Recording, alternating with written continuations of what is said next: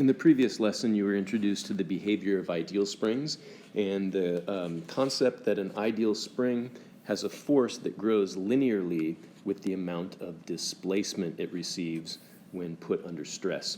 And something known as Hooke's law was referenced in that lesson.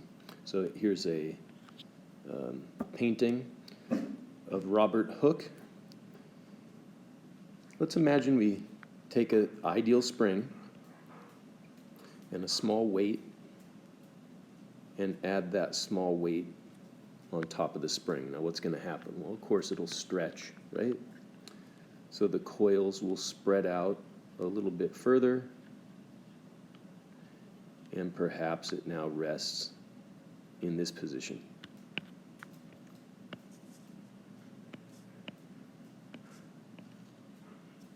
Okay, so we'll say that there's a force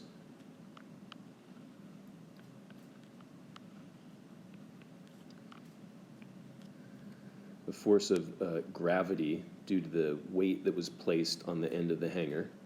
And then that force is balanced out by the pull exerted back by the spring, right? So that's the elastic force. And that's the force that's governed by Hooke's law. Well, it turns out that every spring has a certain stiffness to it. Some springs are easy to stretch, and some of them put up a greater resistance. So that amount of stiffness is often symbolized with a lowercase k. So we either call that the spring constant or the spring stiffness. This amount of elastic force is equal to negative k times delta x. Now, why the negative sign? Simply because we've defined a frame of reference where down is positive.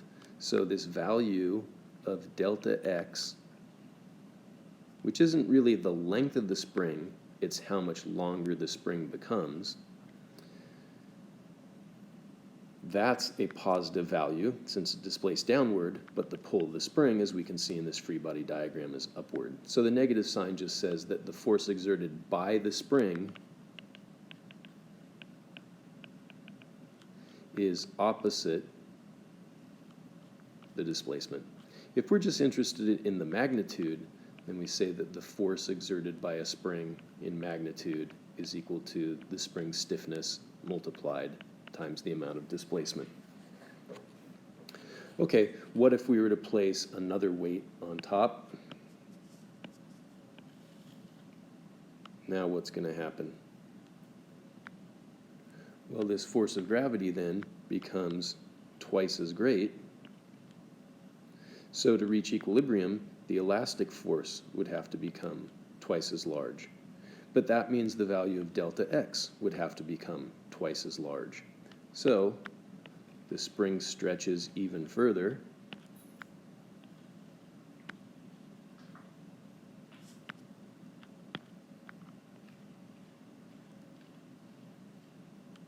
So that delta x is now twice as great, twice as great as the original value, right? And so that's really all we're saying when we reference Hooke's law, that force is proportional to the amount of elongation to the first power, right? And in fact, F just equals some constant multiplied by the elongation of the spring. So what are the units for this quantity known as spring stiffness? Well, force is in newtons, and displacement is in meters. That might be a small displacement where you might only measure in centimeters, but you can always convert a centimeter measurement into some value of meters. So the only way this would work out is if the units are newtons per meter, right? And that's a pretty good description then of a stiffness of a spring, saying how many newtons of force would you have to apply if you wanted your spring to stretch by 1 meter? Well, likewise, if you could find out how many newtons it took to stretch it 1 centimeter, then you would just multiply that value times 100 to determine the amount of force to stretch it 1 meter. So in any case, it's a comparison of how much force it takes to get a particular elongation.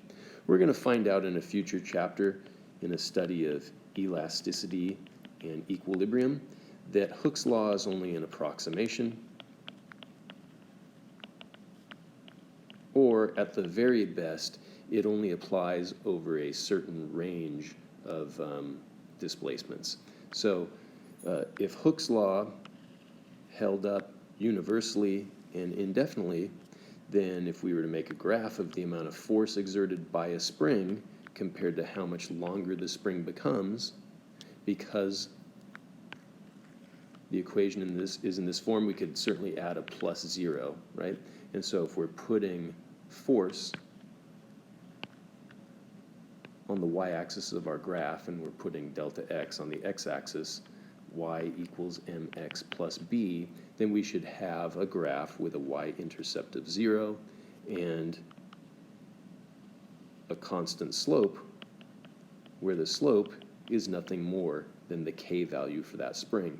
In fact, if we plotted two different springs on the same set of axes, I think you'd be able to tell which is the stiff spring and which is the not so stiff spring.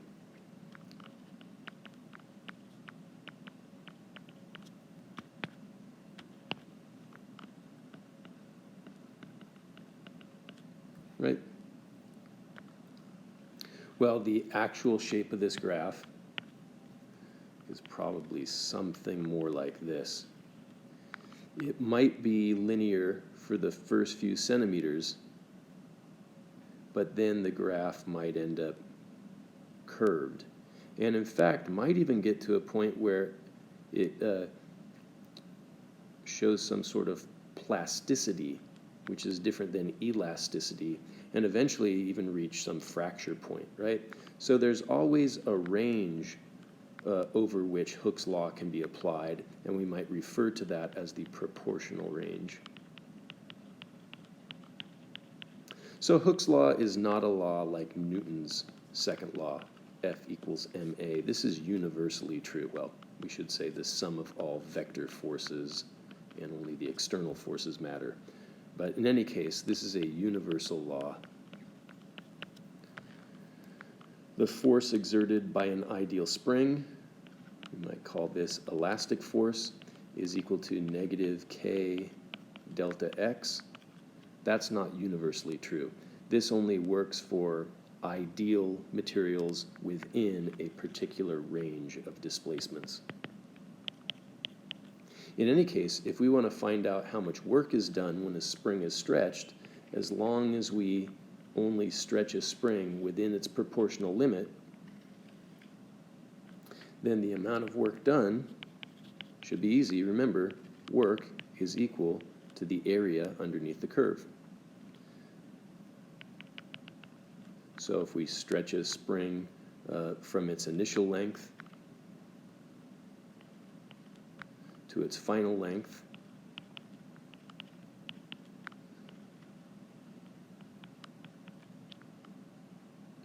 then the amount of area is simply the area of a triangle. 1/2 base times height, so 1/2 times, well, let's see, the force here is equal to 0, and then the force is increasing. By the time you get here, the maximum force is equal to k times the maximum or overall displacement, which is delta x.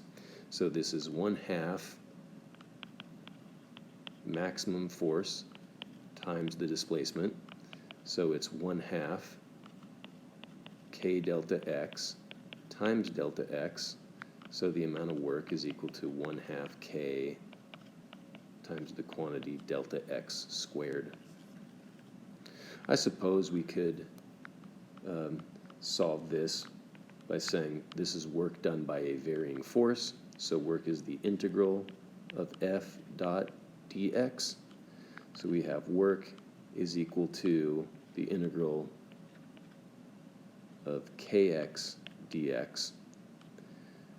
So work is equal to k times the integral of x dx, or work is equal to 1/2 k x squared. Okay, same result either way. So we'll consider this in future examples of calculating work done by a varying force, now that we know ideal springs represent one particular type of a varying force.